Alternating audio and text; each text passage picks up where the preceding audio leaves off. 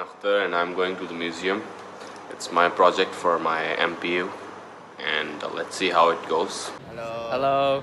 So today we are going to the museum and now we are waiting for our Grab, so stay tuned.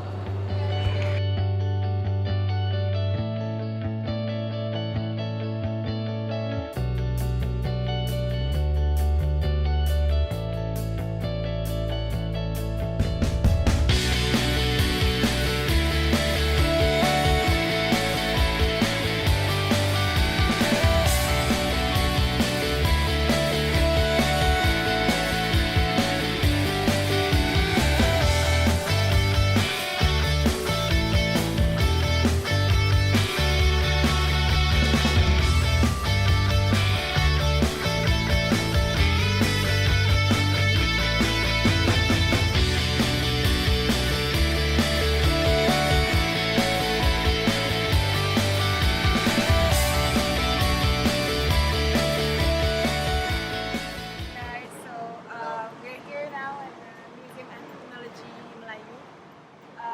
Here we're going to investigate the Wayang Kulit. We are going to ask some questions regarding the Wayang Kulit, and then a few moments later we will go to the museum, inside the museum, and see the Wayang Kulit. A few moments later.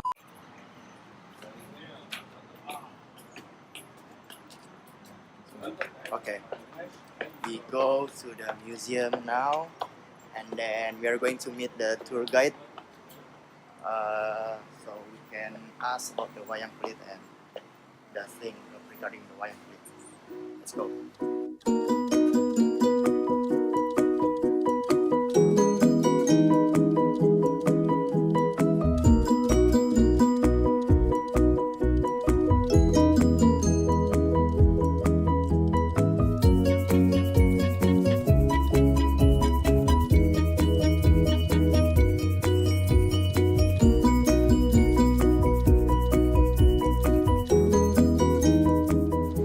So guys, now we are inside the museum.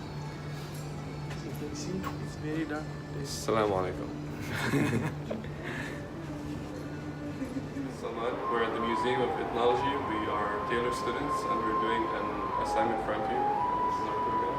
Okay, hi, my name is Mira. I'm the curator at Museum Etymology di Melayu. Welcome. My name is Nadim Araman. I'm also in this group, student in Taylor's University. Good afternoon, Miss. Now we are going to the Q&A question part of our assignment. And now I'm going to ask the first question, which is, what is the etymology of Wayang Kulit? Okay, Wayang Kulit, we start from the word Wayang. Wayang is theatre, and then it's come from the word, for the shadow. When you have the shadow, and then you make it into the tools, the tools that they use to make the wayang, and then it's from the skin. So that's why they combine it together, so it's a Wayang Kulit. Okay, so could you briefly explain to us the history, the small history of the Wayang? From my reading, Wayang Kulit start from Indonesia. So basically, it's just entertainment for the royal family. For the bangsawan. It's when they adapt it from the Hindu Buddha, history book, epic like Ramayana and Mahabharata.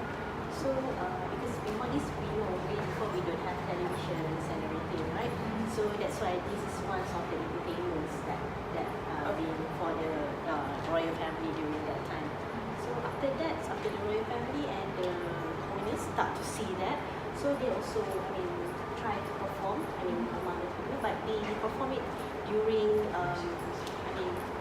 Hindu ceremony, a few ceremonies, so it starts to become ceremonies and parties. Yes. So for the next question, I want to ask about the main purpose of the Wayang Kulit. Is there any main purpose of the Wayang Kulit? For the main purpose is entertainment, as I mentioned before. As you can see, this is the only entertainment. During that time, despite the games and everything that they play, but for entertainment, because before this we know that they're not into book. I mean, so Readings. Yes, reading stuff. So this is adapt from the epic of Ramayana and Mahabharata. So the watak, the character, yes, thank you. The character and everything is adapt from that particular story. So it's for the people, for the commoners to know about the story. And as you can see, there's also alat music. I mean, the tools. So there's music. So it's parts of the entertainment. Oh, so they play the wayang with the music at the same time.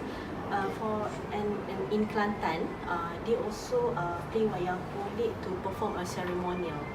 Before this, not now. We don't practice here anymore. Before they going, they making a boat. Before they bring the boat into the sea. I mean to catch the fish and everything. They have this ceremonial playing Wayang Kulit. So people coming, I'm not sure what they call it, but it's parts of the ceremony of the Wayang Kulit. So they play the Wayang Kulit and then they bring the boat to the sea to catch the fish. It's like to please the sea of the goats, something like that in Kelantan. But we don't practice here anymore because Islam has, influence and everything. So yeah.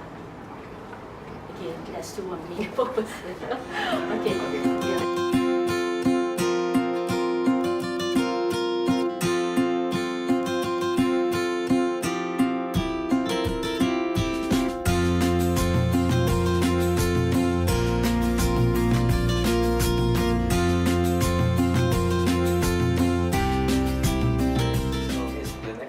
Since most of our group members are from Indonesia, so we want to know what is the difference between the Indonesian Wayang Kulit and the Malaysian Wayang Kulit.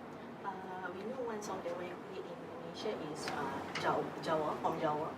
Powo, if I'm not mistaken, Wayang Powo. So the difference is in Malaysia we influence part of it is from Jawa. In Batu Pahat mostly from Jawa, and then there's two different geographical difference. In Batu Pahat they from Jawa, and from the upper part of Malaysia is from Kelantan. Kelantan Kedah is from Thailand. So the differences between it is the character, the name of the character. In Thailand, basically is from Ramayana and Mahabharata, but the name of the character they change it to the different name. This is the same. Still the same story. Yes, basically it's the same story. It's about how Rama with Sita, so they fell in love. Tiba-tiba pula. Suddenly there's a what do you call that? Another guy come and try to steal Sita. So something like that. So it's what in epic Ramayana and Mahabharata. Basically the same, but they changed the name. And then the style, there's a different style in making the character. If I'm not mistaken, the nose, the details of the character is a bit different. So yeah. I'm not sure about the what kind also, but there's a difference between that. Yeah. So my question is, what is the process that they use to make the wayang kulit? Maybe the materials. The materials. One of it, as you can see here, because I mentioned is skin. So the skin is not usual skin. It's a cow, buffalo, or goat skin. Yeah. So after that they dry it, and then they start to make it the shape of it. Yeah. And then they have to color it, and then after the color, they have to put the this bamboo. Yes, all together. And if I'm not mistaken, for each of the character, they have to make one set. So there's more than 100 sets of a different character in each wayang kulit. If for one performance. So tukang is a carpenter. I'm not sure.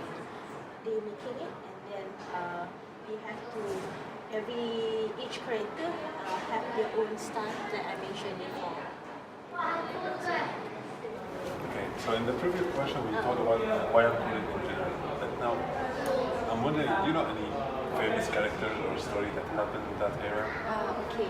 Once on the, as mentioned before, the Wayang Kulit, they have epic from Ramayana and Mahabharata. So of course, in Ramayana, we have Rama. Rama is the hero. We can see he's a hero. And then there's a sister, Sita, heroine. Sita Devi in Indonesia, I think they call for other names. So this is the must character that we should have in. And then there's a bad guy named Krishna who tried to steal Sita Devi from the Rama. So they fight together. So of course the hero will win. And then there's a character for Pohon Beringin here. Pohon Beringin is a mystic tree because they say a tree of life. In Indonesia, if I'm not mistaken, they say kayon. Have you heard about that? No.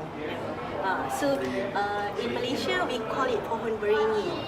So it's a wish tree lah, like wishful tree. So as you can see, it's a tree of life. So all this character is circulates among this. That's how. And each Wayang Kulit performance, they should have this character. Should have Pohon Beringin, they should have Rama, Sita. That's the character of Wayang Kulit. Thank you so much.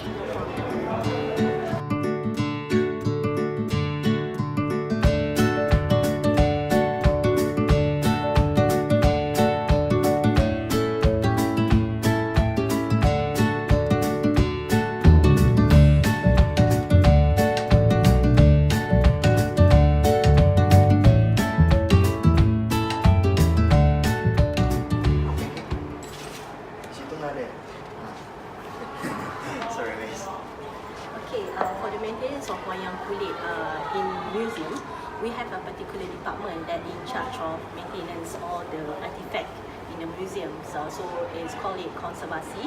So which they take care of our artifact. One of it is of course Wayang Kulit. So for Wayang Kulit, the maintenance is as long as it's going wet, the water.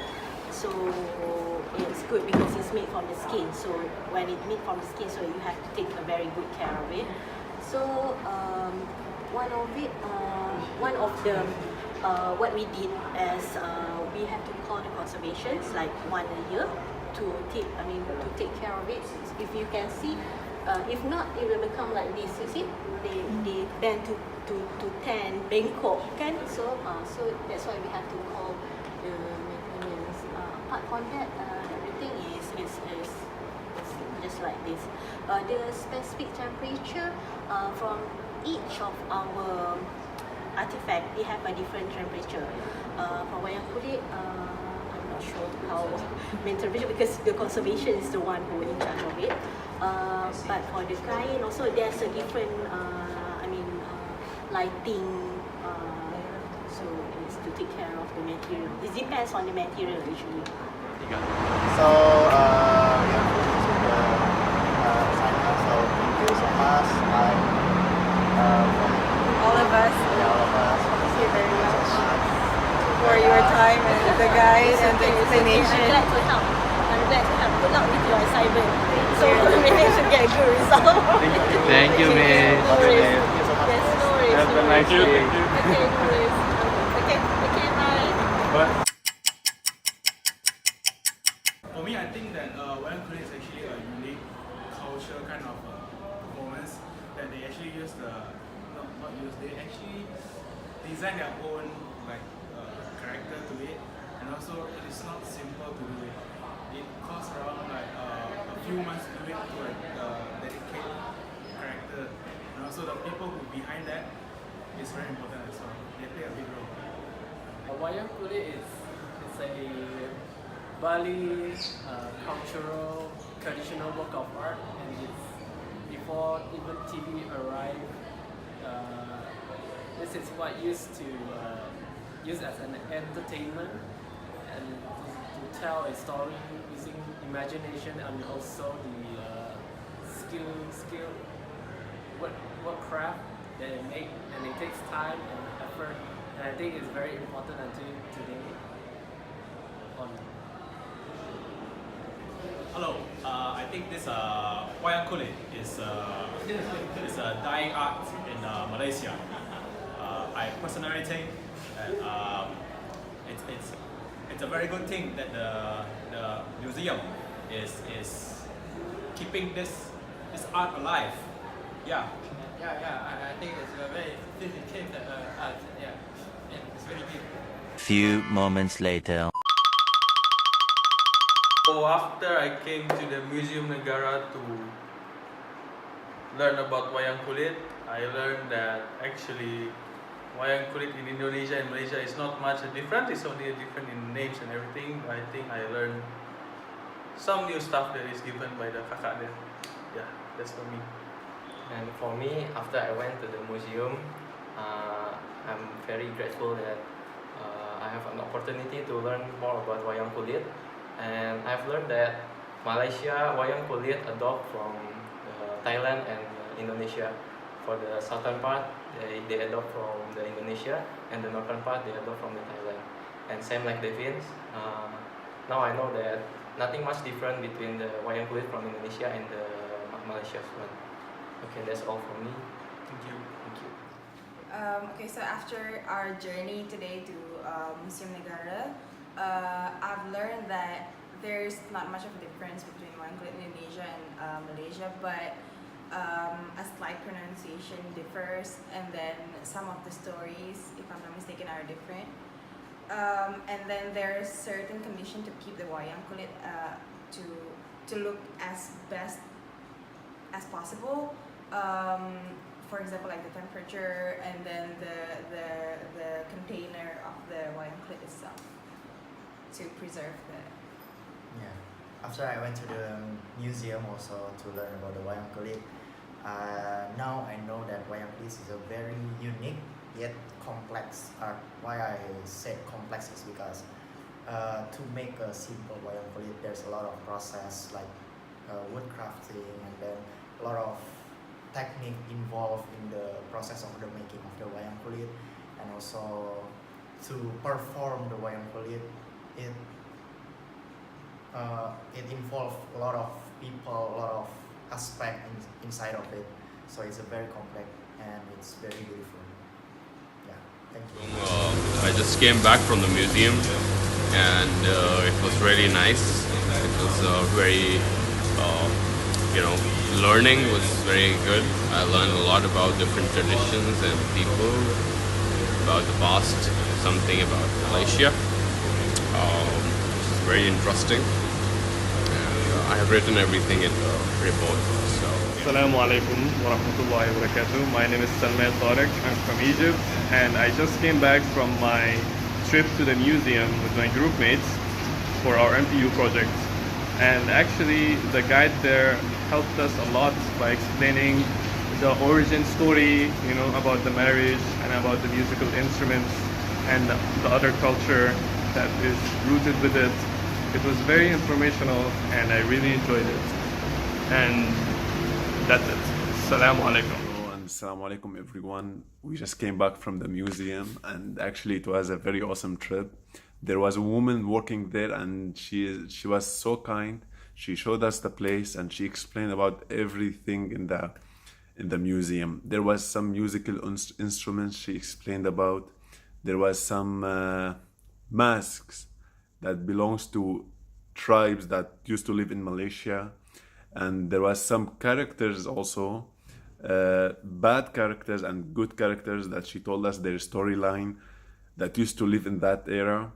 And actually I really enjoyed the museum, enjoyed the story, and enjoyed her explanation. I learned a lot about the past in Malaysia, and I would like to do it again. Assalamu alaikum.